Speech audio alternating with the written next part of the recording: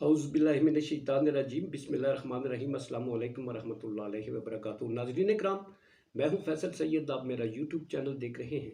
उम्मीद करता हूँ आप जहाँ भी होंगे रब तआला की पनाह में आफियत से होंगे। नाज़रीन, मुबारक हो, सुप्रीम कोर्ट ऑफ पाकिस्तान ने बड़ा फैसला सुना दिया। इंतखाबात होंगे, आइन की सुपरमेसी रहेगी, आइन ही फाल है, आइन ही इलाज है, आइन ही रास्ता है। सुप्रीम कोर्ट ऑफ पाकिस्तान ने बड़ी अहम समात, बहुत चालें, बहुत तदबीरें, बहुत मुहाजराइयाँ, प्रेस कॉन्फ्रेंसें, सबको एक ही फैसले ने दबरदूस करके रख दिया। हुकूमत की तरफ से आज फिर सुप्रीम कोर्ट की तौहीन करने की कोशिश की गई, जिसे नाकाम बनाया गया। ये ना तो पीटीआई की कामयाबी है, ना किसी की नाकामी है। ये अवाम का हक है, वोट अवाम का हक है।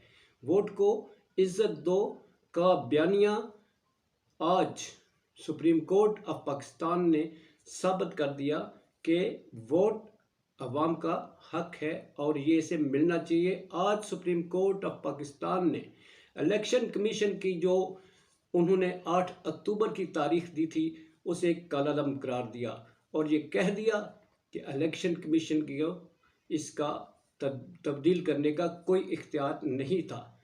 गोया इलेक्शन कमीशन ने गैर आइनी इकदाम उठाया और अब इलेक्शन जो 30 अप्रैल को सदर मुमलकत ने तारीख दी थी, उस पर मामूली सा रद्दबदल करके 14 मई की तारीख जो है वो दे दी गई है। और इस तरह से अब सूबाई इंतखाबात पंजाब में 14 मई को ही होंगे। इससे कबल उन्होंने वज़ारत ख़ज़ाना और जो हमारे जो वज़ारत दफ़ा है उनसे रिपोर्ट कल तलब की थी, उन्होंने आज पेश कर दी। उसकी रोशनी में 21 अरब रुपये मुहैया करने का हुकूमत को पाबंद कर दिया गया है और इलेक्शन कमीशन को हुक्म दिया है कि वो शेड्यूल जारी करे। आज शेड्यूल का जो है वो सुप्रीम कोर्ट तरीक़ाकार वो भी अनाउंस कर देगी। और यूँ वो जो कह रहे थे कि उमर अता बंदियाल साहब के ख़िलाफ़ जो एक तरह से एक मुहिम चलाई हुई थी, जस्टिस फाइज़ ईसा साहब को जो है तो उन्हें बीच में लाकर उनकी रेपुटेशन को ख़राब करने की कोशिश की गई। गोया कि वो काजी फाइज़ ईसा साहब को बेस बनाकर काजी उमर अता बंदियाल साहब पर जिस तरह से इन्हें नाकाम करने की कोशिश की जा रही थी, वो दबरदूस हो गई।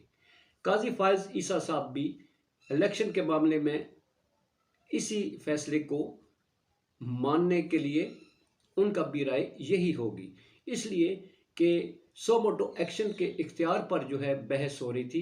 इलेक्शन के मामले में 15 के 15 रुकनी जजेस जो हैं वो मुतफिक थे कि इलेक्शन आइन है, 90 दिन आइन है। आइन को तोड़ने की किसी पूरे बेंच में से किसी ने बात नहीं की। गोया आज हुकूमत और इत्तेहादी उनकी परेशानी के दिन शुरू हो गए। परेशान तो पहले ही थे, इन चंद दिनों में आपने देखा सबके उतरे हुए चेहरे, सबकी जनाब वो मुख्तलिफ तदबीरें। कोई कह रहा था जनाब ये कर देंगे, वो कर देंगे। इवन वज़ीर कानून जो है वो सुप्रीम कोर्ट पर जो है असम्बली के फ्लोर से उन्होंने तोपों का रुख जो है सुप्रीम कोर्ट की तरफ मोड़ा हुआ था। मगर खराज तहसीन पेश करते हैं जनाब उमर अता बंदियाल साहब को, जिन्होंने तमाम प्रेशर, तमाम अपने ख़िलाफ़ जो है महाज, हर तरह की उनके ख़िलाफ़ जिस तरह से मुहिम चलाएगी उसका दबाव लिए बगैर एक बड़ा फ़ैसला किया। तारीख़ में नाम लिखा जाएगा कि सुप्रीम कोर्ट में एक ऐसा भी जस्टिस था जिसकी राहें मसदूद करने के लिए, जिसको दबरदूस करने के लिए हुकूमत वक्त ने तमाम वसाइल कार लाए, मगर उसने आइन की बालादस्ती के लिए अपना किरदार अदा किया। और यूँ आज इलेक्शनों का ऐलान हो गया। अब इलेक्शन तो होंगे, एमरजेंसी की बातें की जा रही हैं। जनाब बिलावल भुट्टो साहब यहाँ तक कह चुके कि अगर 15 रुकनी बेंच ना बना तो फिर मार्शल लॉ लग सकता है, एमरजेंसी लग सकती है। अब देखते हैं इस फैसले के बाद क्या हुकूमत इमरजेंसी लगाएगी या हुकूमत ऐसे हालात पैदा करेगी कि मार्शल लॉ लगाया जाए? दोनों नहीं होंगे, इलेक्शन ही होंगे, क्योंकि इलेक्शन वाहिद हल है। वाहिद हल है, वाहिद एक रास्ता है, अवाम के पास जाएं, अवाम को कायल करें। अवाम ने ही वोट देना है, ना इमरजेंसी ने आपको वोट देना है, मैंडेट देना है, ना मार्शल लॉ ने आपको वोट और मैंडेट देना है। मार्शल लॉ भी आप मार्जी में देख चुके, मुशर्रफ साहब के दौर में इमरजेंसी का हाल भी आप उसका नतीजा भी देख चुके। तो इसलिए आज सुप्रीम कोर्ट ऑफ पाकिस्तान के जज साहिबान, जिन्होंने आइन की खातर तमाम खतरात का दबाव लिए बगैर जो फैसला दी है, उसे हम सलाम पेश करते हैं। पाकिस्तान जिंदाबाद, पाक अफवाज पाइंदाबाद।